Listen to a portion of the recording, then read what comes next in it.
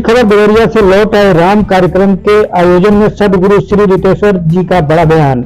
खबर उत्तर प्रदेश के देवरिया जिले से है, जहां एक तरफ मर्यादा पुरुषोत्तम श्री राम की जन्मस्थली अयोध्या में राम मंदिर में प्रभु श्री राम की प्राण प्रतिष्ठा को लेकर भारत ही नहीं पूरी दुनिया में खुशी की लहर है।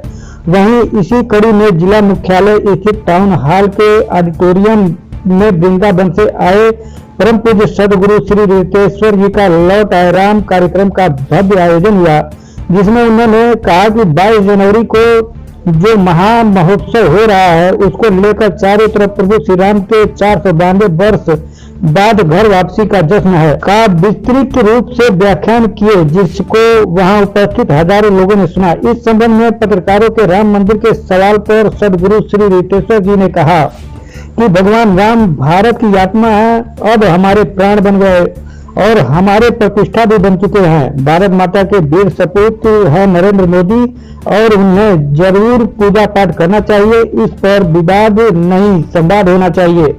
वहीं बंगाल के हुए साधुओं की पिटाई के मामले पर कहा कि जिस राज्य में घटना हुई है वह राज्य मॉब ब्लीचिंग के खिलाफ खूब चिल्लाता है।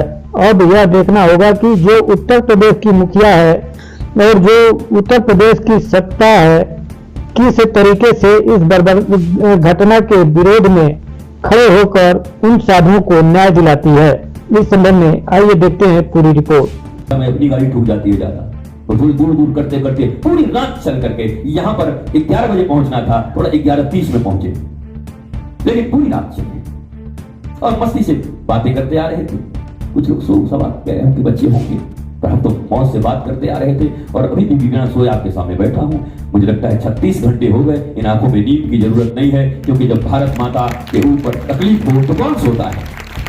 जिन्होंने जन्म दिया है, जिस मिट्टी में जन्म लिया हो, वो भारत माता तकलीफ में हो, हमारी अपनी माँ तकलीफ में हो, हमारी ये माँ बहनें तकलीफ में हो, हमारा पूरा का पूरा भारतीय समुदाय 74% जो मेंटल स्ट्रेस में गुजर रहा है, 74%, मोर देन 74% इंडियंस वो मेंटल स्ट्रेस में।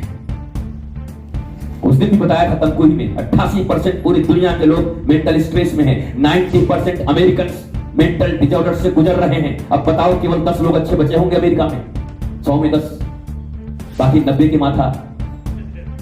अब भारत वाले भी ज्यादा हंस नहीं, 74 डूब भी गए, 26 बचे और पता चल जाएगा यहीं पर। ये तो चेहरे देख के पता चल जाते हैं, आपस में पूछो भाई साहब कैसे हैं? ठीक है और सब ठीक है। अगर बहुत ज्यादा संबंध नहीं है तो इतना कहते हैं कैसे हैं? एकदम ठीक है। और थोड़ा गहरा संबंध है, कैसे हैं? अब कैसे हैं आप नहीं जानते कैसे, क्या हाल चल रहा है?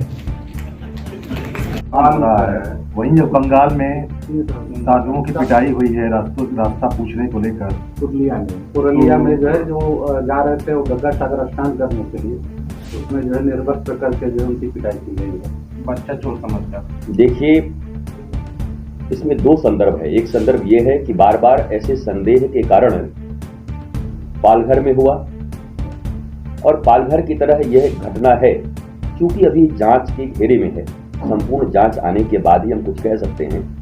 लेकिन ये जरूर है कि बार बार ऐसे संदेह के कारण वो प्रदेश जो मॉब लिंचिंग के खिलाफ है, जो बहुत चिल्लाते हैं मॉब लिंचिंग के खिलाफ, और वास्तव में मानवता में मॉब लिंचिंग होनी नहीं चाहिए, तो आज उसी प्रदेश में ये हुआ है। अब देखना ये है कि उस प्रदेश के जो मुखिया हैं और उस प्रदेश की जो सत्ता है वो किस तरीके से इस बर्बर घटना के विरोध में खड़े होकर और उन साधुओं को न्याय दिलाती है। आजकल भारत में धर्म, सनातन धर्म और आदि भगवान शंकराचार्य के द्वारा स्थापित पीठों के जो रिप्रेजेंट करने वाले तत्कालीन धर्म गुरु हैं, शंकराचार्य जी के मन में जो भी भावनाएं हैं उन्होंने व्यक्त किया है कि धार्मिक कार्य धर्म और शास्त्रों के अनुरूप होने चाहिए। अब ये एक विषय है जिस पर मीमांसा होगी, चर्चा होगी, परंतु मेरा ऐसा मानना है कि 22 तारीख को जो ये महामहोत्सव हो रहा है, 22 जनवरी को, वो महामहोत्सव भगवान राम भारत की आत्मा है और प्राण प्रतिष्ठा का अर्थ ये होता है कि 145 करोड़ भारतीयों के प्राण भगवान श्री राम के चरणों में प्रतिष्ठित होंगे। प्राण प्रतिष्ठा केवल वैदिक रीति ही नहीं है, बल्कि मानवीय दृष्टिकोण से और राष्ट्र के दृष्टिकोण से, धर्म के दृष्टिकोण से भी वेद तो ये कहता है कि भगवान किसी के जूठे नहीं खा सकते। मैं विवाद में नहीं जाना चाहता, लेकिन मैं आपसे बोलता हूं, पर सबरी के जूठे भगवान ने खाए, धन्ना के जूठे भगवान ने खाए, मधुमंगल के जूठे छाछ भगवान श्री कृष्ण ने पिए। तो ऐसे सैकड़ों उदाहरण हैं जहां पर समस्त नीतियों को, नियमों को छोड़कर भगवान ने भक्तों का पक्ष लिया। और भगवान स्वयं सबरी से कहते हैं कि सुनहु भामिनी मोर एक ही बाता, मानहु एक भगति करनाता। मैं एक ही नाता मानता हूं, एक ही नियम मानता हूं, वो भक्ति का। मुझे लगता है कि 1000 साल की गुलामी के बाद भारत के वैभव का जो अभी समय आया है, 492 साल के बाद राम मंदिर का निर्माण हुआ और उसकी प्राण प्रतिष्ठा हो रही है। ऐसे समय में जब केवल भारत ही नहीं बल्कि पूरी दुनिया में रह रहे सनातनी और मानवता में विश्वास रख रहे वो लोग जो वसुधैव कुटुंबकम की अवधारणा को मानते हैं, वह भी इस प्राण प्रतिष्ठा समारोह महोत्सव से बहुत प्रसन्न है।